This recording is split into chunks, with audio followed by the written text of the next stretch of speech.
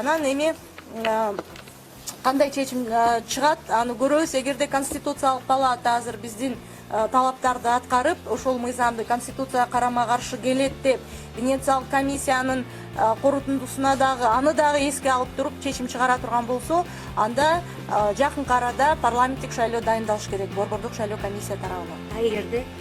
Эгерде колдобой калса, анда бул жерде айтыш кыйын, кандай болот. Анда мүмкүн бул мыйзамсыз жүрүп аткан конституциялык реформа дагы эле уланып кетиши мүмкүн. Менин оюмча жазында өтө тургандай эмес. Анткени шайлоо мыйзамдарында өзгөртүш керек да. Дагы эле баягы легитимсиз парламент барып өзгөртөт да шайлоо мыйзамдарынчы.